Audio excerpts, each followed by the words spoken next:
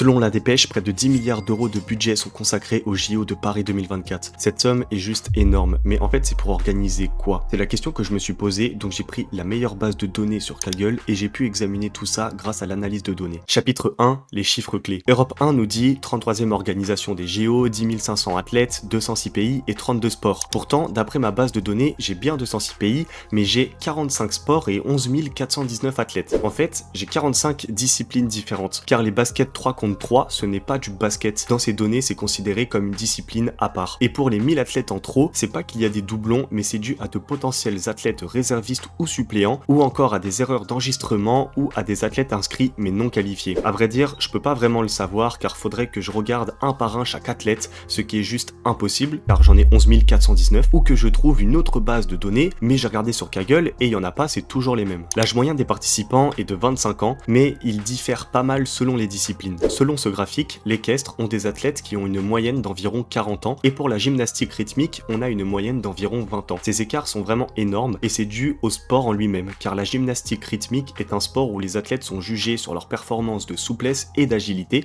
qui sont plus faciles à maintenir à un jeune âge, contrairement au sport d'équitation, où les athlètes peuvent bien bénéficier de l'expérience accumulée avec l'âge. Chapitre 2, vers l'égalité. En 1928, lors des JO d'Amsterdam, on a eu pour la première fois des athlètes féminins, mais à hauteur de 10%. Quant à aujourd'hui, nous avons 49,1% de femmes, ce qui est une superbe avancée. Il y a donc environ 5607 femmes pour 5812 hommes. Bien que ce ne soit pas 50-50, on peut quand même s'en réjouir car en 2016, on avait uniquement 45% d'athlètes féminins. Sur les 206 pays participants, les 10 pays ayant le plus d'athlètes représentent près de 40% de la totalité des athlètes. Ces 10 pays sont les USA, la France, l'Australie, l'Allemagne, le Japon, l'Espagne, la Chine, l'Italie, le Royaume-Uni et le Canada. Est-ce que c'est égalitaire? Bah à vrai dire, peut-être que oui, car les pays ayant la plus forte audience sont aussi les USA, le Japon, le Royaume-Uni, l'Allemagne, le Canada et l'Australie. Mais c'est vrai que ce sont aussi des pays riches, donc qui bénéficient d'une meilleure couverture médiatique. Tout ça est totalement logique. Évidemment, il n'y a pas de surprise pour les langues les plus parlées par les athlètes.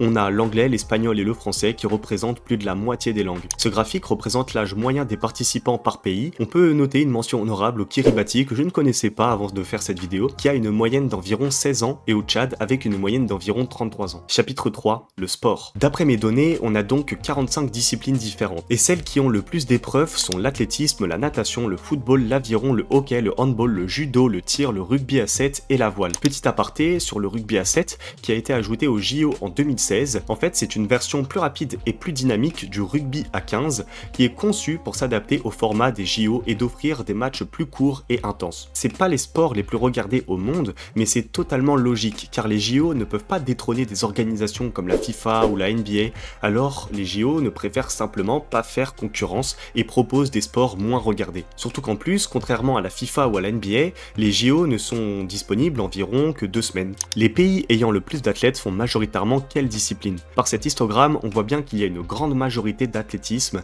Quant à la France, elle propose aussi beaucoup de natation, de hockey, de football et de handball. Chapitre 5, les lieux et horaires. Je compte 35 sites différents. La majorité des épreuves se dérouleront au Champ de Mars Arena, à la Marina de Marseille, au Stade de France, au Grand Palais, au Stade Nautique, à Paris Défense Arena, au Stade de la Tour Eiffel, à Arena Paris Nord, à la Chapelle Arena et à la Concorde. Donc surtout à Paris ou encore en région parisienne. Ce graphique représente les heures de début et de fin des différents événements. On a surtout des pics à 10, 15 et 19 heures. Les épreuves durent en moyenne 50 minutes. Ce graphique représente la distribution et la durée des épreuves. Faut pas se fier aux négatifs car dans ce genre de données, il y a souvent des erreurs. Quant au nombre d'événements par jour, on peut se fier à cet histogramme. Il y a des épreuves qui commencent avant la cérémonie d'ouverture du 26 juillet. D'ailleurs, le 26, il n'y aura pas d'épreuves et après, il y aura une petite diminution du nombre d'épreuves, ce qui est totalement normal car les gens se désintéressent de plus en plus au fil du temps. Chapitre 6, la France. Quant à la France, l'âge moyen est d'environ 27 ans. On a 622 athlètes, dont 304 masculins et 318 féminins, et on est sur 623 disciplines. On voit bien que sur ce graphique de la répartition des âges, on fait partie des plus vieux. On a aussi le plus d'athlètes et on participe aussi à beaucoup de disciplines. Notons aussi que la France a remporté un nombre impressionnant de médailles d'or lors des Jeux Olympiques précédents. À Tokyo 2020, la France a terminé 7ème au classement des médailles. Malheureusement, je pourrais pas parler de tout dans cette vidéo, mais n'oublions pas les innombrables innovations technologiques, que ce soit pour aider à la logistique ou à la sécurité. Il y a aussi l'impact environnemental des JO qu'il ne faut pas négliger, bien que la France inclut dans son programme des projets de rénovation urbaine et de développement durable. Et enfin, notons les répercussions économiques pour Paris ou pour la France en général. On s'attend à plus de 15 millions de visiteurs à Paris pendant cette période. période, soit environ 3 millions de plus que d'habitude. Merci d'avoir regardé cette vidéo qui m'a pris beaucoup de temps à faire. Si vous avez aimé, n'oubliez pas le like et l'abonnement et mettez-moi en commentaire si vous voulez une vidéo semblable pour, par exemple, analyser les performances après JO des différents pays.